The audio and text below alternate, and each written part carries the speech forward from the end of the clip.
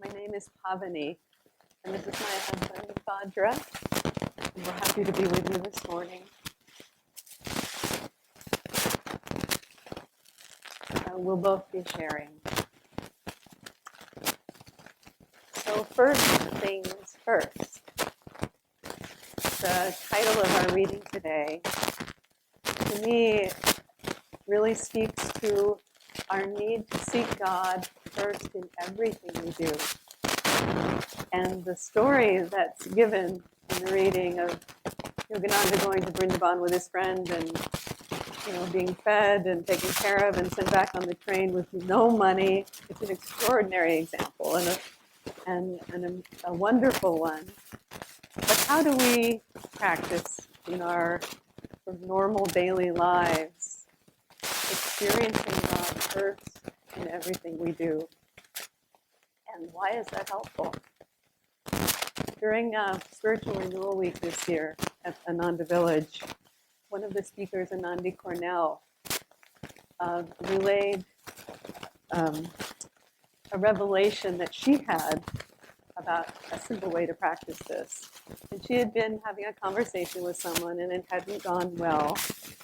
And she found herself feeling agitated and judgmental and quite negative, and she didn't want to feel that way. So she tried to let those feelings go, and then it wasn't working. So she found herself taking her finger and holding it right at the spiritual eye. And to her amazement, within a short period of time, all the negativity disappeared and she felt calm and accepting. So I've been testing this out for myself, and especially this past week. And I've had a similar experience where when strong moods or emotions have come, when I put my finger here, so you're doing it now, that pretty quickly I feel quite a change and I feel much calmer and more positive. So since some of you are doing it, I'd like you to try it for a moment. So just, go ahead and just hold it there for.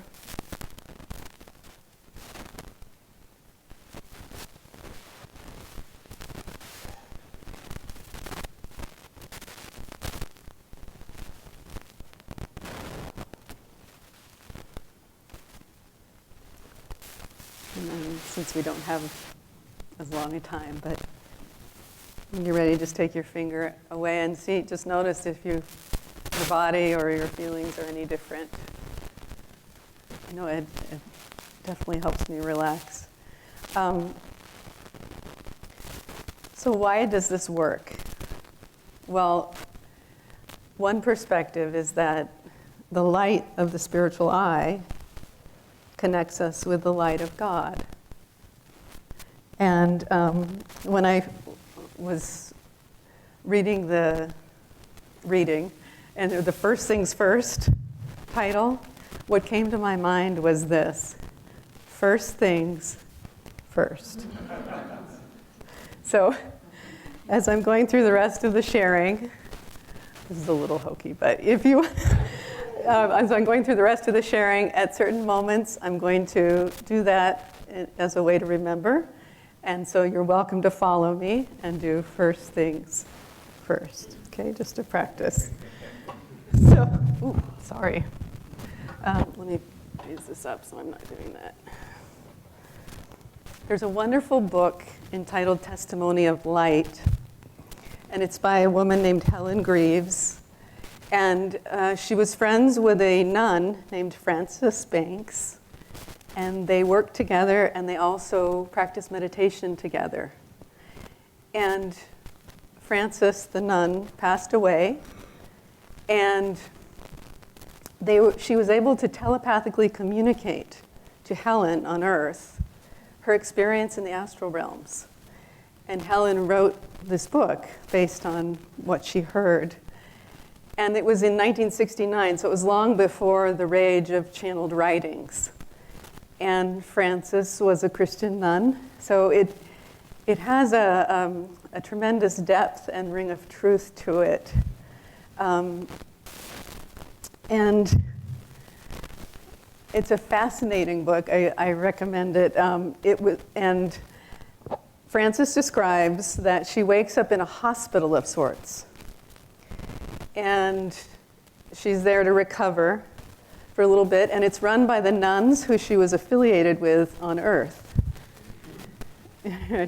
And so once she recovers, she decides to stay there to help people that are coming through. And this particular place is for people who have just passed away from Earth or who are just beginning their journey up from the lower astral realms. And their job is to help the souls adjust to their new life, and also, if they can, to review and accept what they did on Earth. And not all of them are able to do that for a long time. And she says, because the plane of existence of this hospital is just a few rungs higher vibrationally from Earth, it has many of the same conditions. So, for example, something like a hospital and even prisons, but the prisons there are self-made, which is interesting. Yeah. She speaks a great deal about light, thus the title Testimony of Light, and that the souls that come to stay there can't move on until they literally see light, or at least as much of it as they're developmentally able to. And she describes, this image is just so fun. She lives in a little astral cottage, and she has a little astral garden. You know, love that. And in the garden, she has an area that she calls her secret garden. And in that secret garden are golden flowers. And the astral way of watering is to send love and light to the plants. So she does that, and they glow. And the people who come to the hospital come to see her in her cottage and talk. She'll take them into the garden, secret garden, and have them just spend time there, because she says it helps them to connect to the truths of the great ones, which is also interesting. The thoughts of the great ones, actually. And one such soul that she meets was a man who was very bitter and cruel when he was on Earth. And when he reviewed his life, he was so appalled that he became immobilized. So she brings him to her cottage and has him spend time in this secret garden. And I have to read because she describes it so in such a lovely way. Last visit, I introduced him to my secret garden. He began to relax. I could see it. Some of the imprisoning aura of fear and remorse began to melt away. He lay there amidst that golden light for a very long time. And when I did go out to him, he smiled. It was the first sign of lightness I had seen in him. He said, "Oh, sister, I feel so much better. Can I come to your garden again?" Now, we have a place of glowing light, a garden that we can go to anytime. We know it's coming. First things first. Another soul she spends time with is a scientist who was an atheist on Earth. And he says that he just couldn't accept God, but he always was aware of this X factor in science that couldn't be explained. And so she enjoys having long discussions with him. And they come to agree that what progress means for Earth life is enlightening the particles of energy into less density. I'm going to say that again. Enlightening the particles of energy into less density. And they conclude that if man could keep the divine light in mind, like we're doing, man has the power to transform those particles into a finer vibration. So we can keep that divine light in mind and transform our particles into finer vibration. First things first. As Francis says, I rest in that light and am healed from my many mistakes, and I live a more abundant life. So when we need to transform our energy by connecting to God through that light, but really more about remembering to do it before anything we do in our day, we can remember first things first. So I'm going to close with a reading from Whispers.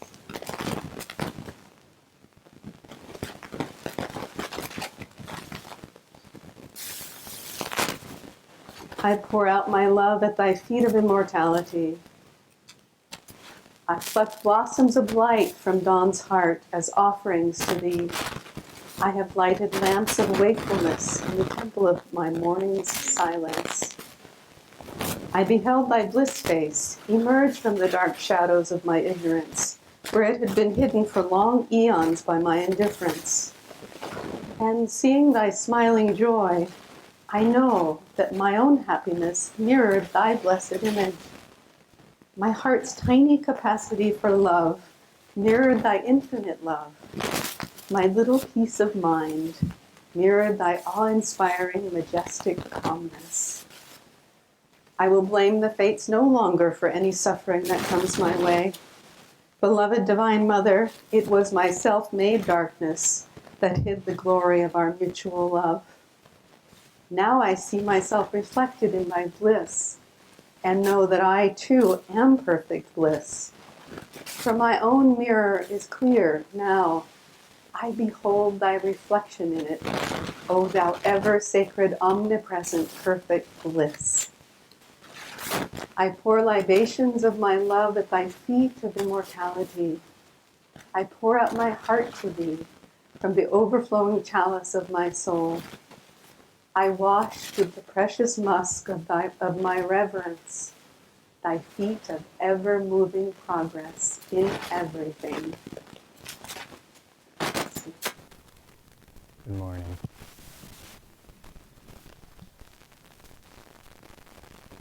I hope to give a colorful talk today. I thought that might help. I don't know. Let's see.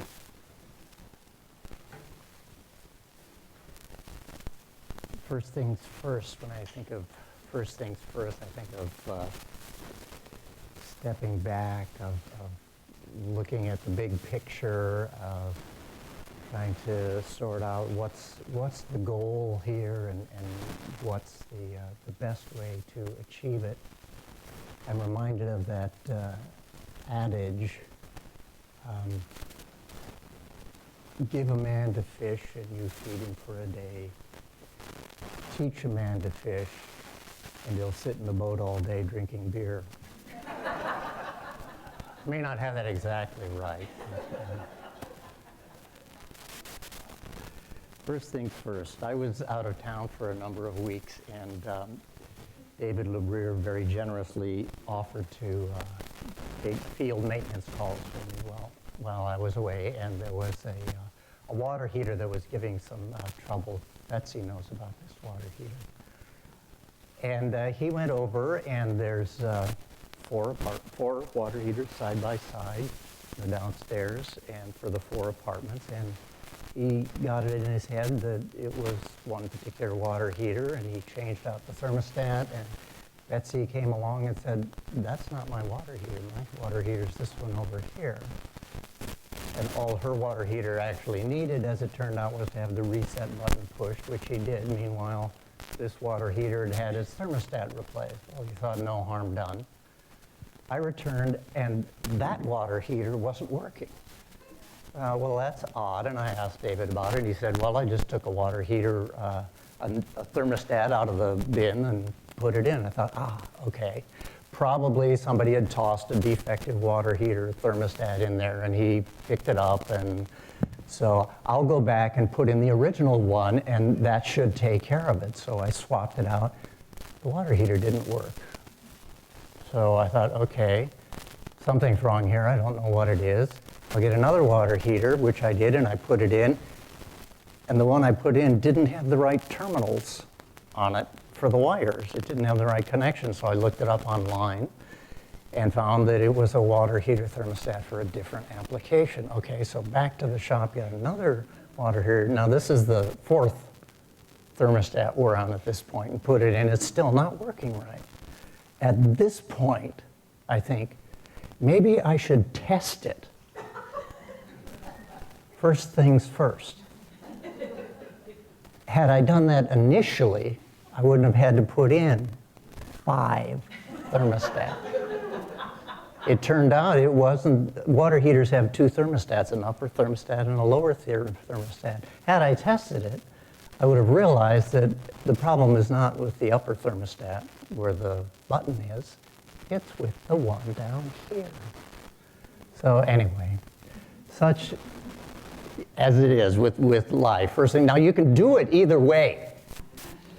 You can just keep piecemeal trying to do that, and it's what we do with life, right? We can try this, we can try that, we can try to find happiness through relationships, through money, through this, through that, and just keep going and going and going, and eventually, it's sort of in the cosmic nature of things, we'll go through enough disappointments and find our way back to the divine.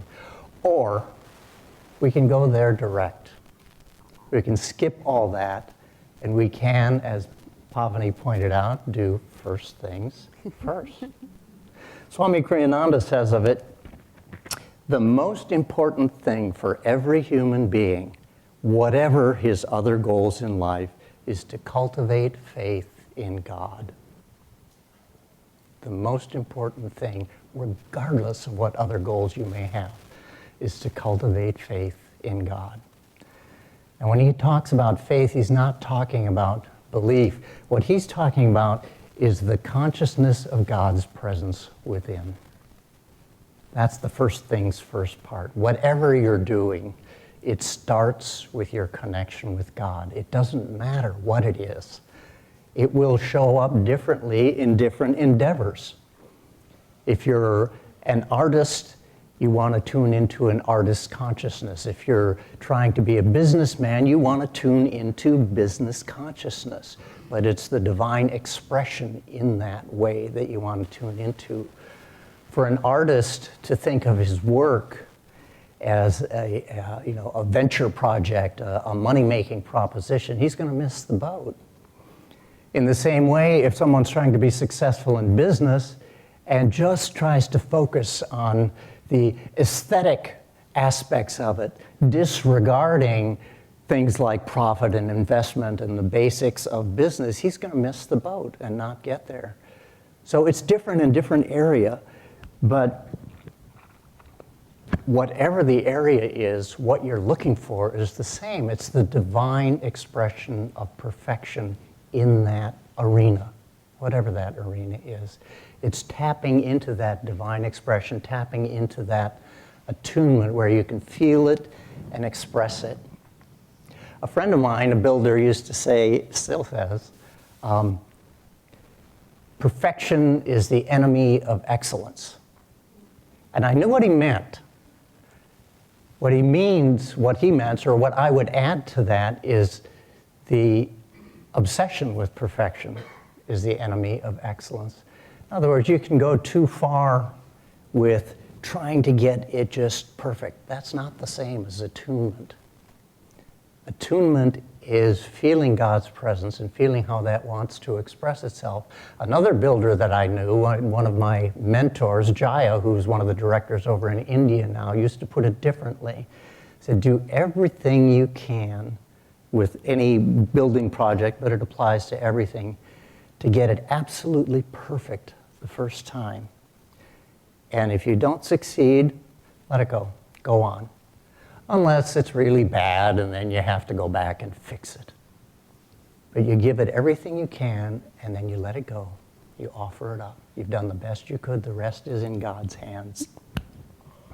The Bhagavad Gita points out that being good in anything helps you with everything that you do, whatever field of endeavor it is. It doesn't matter. What you're doing is cultivating the attunement, cultivating the consciousness of success in whatever area you're in. So what works best to try to tap into that, the way Swami describes it, is you call to God in whatever aspect inspires you. So you're trying to make that connection in whatever vehicle, whether it's Divine Mother or however you can feel that resonance. You call to God. And then he adds, but then also invoke the help of a great master. Now, why that caveat? Why does he add that? Well, when we connect with the master, that's something that we have a visual image, we have something of an understanding of their lives. It's something that we can relate to. In The Jewel and the Lotus, a play by Swamiji, he says, it is easier to imagine God through the forms we know.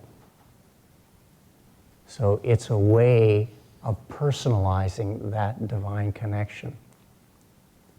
And by tuning into the love that they feel for God, by tuning into the divinity that is manifested through them, it draws our hearts and minds to the divine.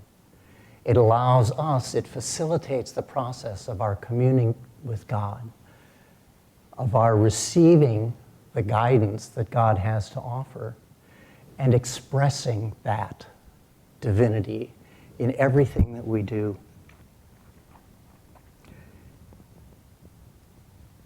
I have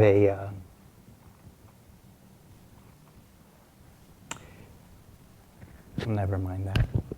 I have a dental hygienist, I will go with that, who every time I get in the chair talks to me about our Pat, because she's fascinated by it. It's sort of interesting trying to talk to a dental hygienist when she's working on me. But she is a devout follower of Jesus, and I share with her what I can of, masters and consciousness and God realization. And Jesus wasn't particularly trying to show how different he was from everybody, but to show us what we could become. And for her, it's important, she listens, but it's important for her to put Jesus a little bit above everybody else. And I said, listen, Jesus is your master. Focus on him. It doesn't really matter. She's a sincere devotee with an open heart and an open mind. Her love for Jesus will get her there. So it doesn't really matter the outward form. What you're trying to tune into is the divinity that all the masters express. It's kind of like a puppet. It's lying all jumbled in a heap, and when you get that knot where all the strings come together, you pull it up and it all comes into place. Again, it's that thing, the inner attunement and the outward expression. Why did Jesus say, all these things will be added unto you? Focus on God. Get that first, God first. Get that right. Everything else will fall into place. It just happens that way. It's the design of it. That idea of touching here, that Anandi talked about it at Spiritual Renewal Week, and it's been kind of a theme that's been picked up. Jyotish talked about it since then too. And Yogananda stressed that one of the most important techniques for him, for God realization, was putting his mind here at the spiritual eye all the time. When Anandi had that experience, it was like, she was at loggerheads with a guru bhai and not able to get by it. And she discovered that with the aid, the physical aid of doing this, it helped her to put that focus there And putting the focus there allowed the whole, I mean, it changes you. And when you change you, everything else around you changes because your perception, your understanding, your ability to relate to it shifts in that process. I chided Anandi after her talk that she was going to be starting a new trend here at Ananda. I could just kind of see it. Thank you so much for sharing with me. You know, your observations about all my faults and weaknesses are really spot on. I'll take it into meditation, and I'm sure that I can vastly improve myself as a result of your help. It lifts us all up to focus on the spiritual eye. Everything that we do in life should simply be viewed as something that needs to be done. It needs to be done with the thought of God, for the love of God, with that consciousness of inner freedom. And when we act in that way, then our efforts will bring to us everything we need.